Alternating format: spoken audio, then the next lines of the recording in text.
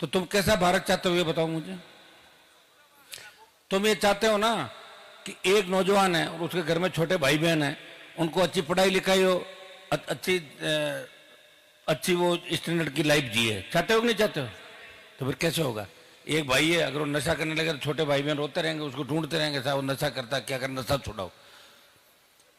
नौजवानों को एक संदेश है मेरा, नशा एक ही चीज का रखो कि 2028 के अंदर राजस्थान की सत्ता पे कब्जा करना है। एक बार सत्ता का आनंद ले लो आप लोग।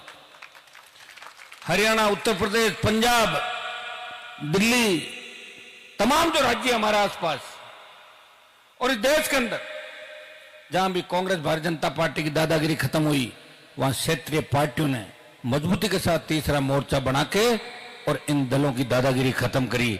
तीसरे मोर्चे के बिना कुछ भी नहीं होगा भाइयों। मिड डे मील घोटाला ही देख लो आप। जो प्रमुख व्यक्ति था उसका एंटी करप्शन ब्यूरो में एफआईआर से नाम गायब कर दिया। ये होता मिलाजुली का खेल। मेरी आय जब तू ले और तेरी आय जब मुझे दे। एक रोटी है, उसको एक बार इधर से सेक लो और एक बार से इधर। माइंड सेट है, एक बार कांग्रेस और एक बार बीजेपी। इससे ज्यादा सोचते नहीं। और हम खराब हो रहे हैं। लोग अरे साहब थारो नाम होगो, तो नाम तो मरने के बाद काम आता। अभी क्या काम है नाम का? मरने के बाद तो सही है, मूर्तियां लग जाएगी, मरने के बाद ये हो जाएगा। अरे जिंदा क्या करें? लोकतंत्र के अंदर कलम चलनी चाहिए। और कलम कब चलेगी? जब जगह जगह मुझे विधायक दोगे आप। डेगना के अंदर लक्ष्मण जी लड़े, थोड़ा लेट हुए, फिर भी 15,000 वोट लिए। आज नागौर संसदीय क्षेत्र के अंदर तो ये होना चाहिए कि राष्ट्रीय लोकतांत्रिक पार्टी की राजधानी कहां है? नागौर। खींवसर की सीट आपने ऐसे आदमी को दे दी, कितनी बड़ी बदनामी करा दी। पढ़ा लिखा आदमी नहीं। अब हर जगह लोग कहते हैं कि अभी तो नागौर में लोग पिछड़े हुए हैं, ये रहे साहब इनको देख लो। आज मैं घूमता नजर आता हूं दिल्ली में तो कहते हैं हनुमान जी देखो कितने बढ़िया नागौर के रहने वाले। तो आपने सोचा ही नहीं। 10-15 हजार लोग वोट डाल गए।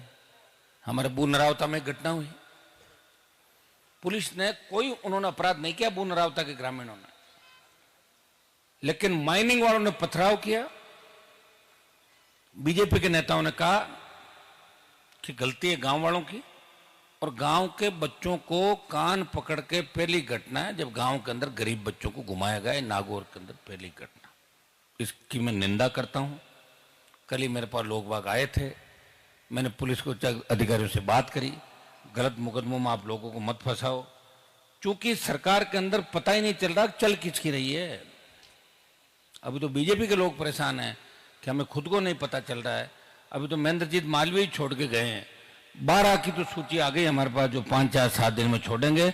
मुझे लग रहा है भारतीय जनता पार्टी छोड़ने की एक श्रृंखला एक चालू हो जाएगी और बहुत से लोग बीजेपी छोड़ गए, लेकिन वो इधर मेरी तरफ नहीं आ रहे हैं, वो कांग्रेस की तरफ जा रहे हैं, क्योंकि उनको पता है हनुमान जी की तरफ जाएंगे ईमानदारी की बात करनी पड़ेगी। जो रोज पार्टियां बदलते हैं, ईमानदार व्यक्ति रोज पार्टियां नहीं बदलता। मजबूरी के अंदर हो सकता है कि जब पहले कांग्रेस बीजेपी 2 ही दल थे राजस्थान में, तब लोग कांग्रेस से नाराज होकर भाजपा में जाता था और भाजपा से नाराज होकर कांग्रेस पार्टी में जाता था। दिलीप जी जैतान से चुनाव लड़े, एसपी के उम्मीदवार थे। मैं गया इनके प्रचार में, इतनी बड़ी रैली थी, हमने सोचा 20,000 से जीत गए, और 2 दिन के अंदर वोट 5-7-10 हजार वोट कट गया। हमें सोचना होगा। आज हमें अंतिम जो पायदान पे खड़ा है, चाहे वो शेड्यूल कास्ट का आदमी है, चाहे ओबीसी का, चाहे दूसरा है, आपका तो आरक्षण ही खत्म कर रहे हैं। कैसे करें बताओ? हर चीज प्राइवेट सेक्टर के अंदर दे रहे हैं। ये तो हमारे जैसे लोग बैठे हैं, रेल को भी दे देते, बीएसएनएल को दे देते, और प्राइवेट सेक्टर में जब दे देंगे तो आरक्षण को कौन पूछेगा? 1 लाख भर्ती जो निकाली राजस्थान सरकार ने, उसमें देखिए किस तरह एससी एसटी ओबीसी के आरक्षण के साथ छेड़खानी की और कम आरक्षित वर्ग की सीटें हमारी कम रखी गई। और ये इनका कागजों का खेल है, और कागजों के खेल के अंदर हमारे जो नेता चुन के जाते हैं बीजेपी कांग्रेस के अंदर, वो एक ही बात का ध्यान रखते हैं, उनकी प्रॉपर्टी कैसे आगे बढ़े, उनका बेटा बेटी लंदन में पढ़े, जर्मनी में पढ़े, अमेरिका में पढ़े, बाकी जाए बाढ़ में, टिकट मांग लेंगे और नहीं तो रिचपाल जी की तरह हर बार पार्टी चेंज कर लेंगे। इसी काम में लगे रहते हैं सर। पार्टी बदल लो, 6 महीना रिया है, बदल लो पार्टी, इसमें चले जाओ और इसमें ये काम करते हैं। पार्टी बनाने की हिम्मत तो किसी की है नहीं। 66 साल में पार्टी नहीं बनी राजस्थान के अंदर। मुझे धन्यवाद दो। अगर पूछोगे आप गूगल पे, बात करोगे राजस्थान में पहली किसान के बेटे ने किसने पार्टी बनाई, वो कहां का रहने वाला है, तो उसमें आएगी राष्ट्रीय लोकतांत्रिक पार्टी का गठन हुआ, वो नागौर के विधायक थे और खींवसर के विधायक ने ये किया, लोगों के आशीर्वाद से, जवान किसान के आशीर्वाद से। अग्निवीर आया। इस देश के अंदर अग्निवीर के खिलाफ लड़ने की ताकत किसी ने सांसद के अंदर नहीं। मैं देखता हूं जब पार्लियामेंट चलती है, हमारी बात होती है विपक्ष के जब लोग बैठते हैं कि हम ये मुद्दा रखेंगे कि अग्निवीर को समाप्त कर। सारी पार्टियों को बड़ी, जिनके एमपी हैं 20-20, 30-30, 40-40, वो किसको परवाह करते हैं बताओ। कांग्रेस तो इसमें ही राजी है कि हमारे 100 सांसद है। 100 सांसद सरकार थोड़ी बनती है, लेकिन वो इसमें ही राजी कि हमारे 100 हैं। और राहुल गांधी जी तो ये कह रहे थे, एक दिन में बैठा था, बोले आपको हनुमान जी मेरा विजन पता नहीं है, मेरा मकसद ये है, 28 मेरा मकसद नहीं है, मेरा मकसद 33, 38, 43 और 48 है। मैं उसमें तो अपन जिंदा ही नहीं रहेंगे 48 तक। फिर क्या ये बात तो है, तो इनका मकसद की ध्यान को नहीं। यार कहां ले जा रहे हो आप इस देश को, ये तो बताओ। 100 में ही राजी है वो तो, हमारे 100 है। 100 से नहीं होता, 272-73 चाहिए सरकार बनाने के लिए। आधे स्टेट ऐसे थे, कांग्रेस खत्म हो गई। और राजस्थान में भी आप थोड़ी हिम्मत रखोगे ना, तो इस बार एक पार्टी को तो मारना ही पड़ेगा। एक पार्टी को मार लो, आप सत्ता में आ जाओगे। और मुझे लगता है कि आप कांग्रेस को आराम से मार लोगे ना।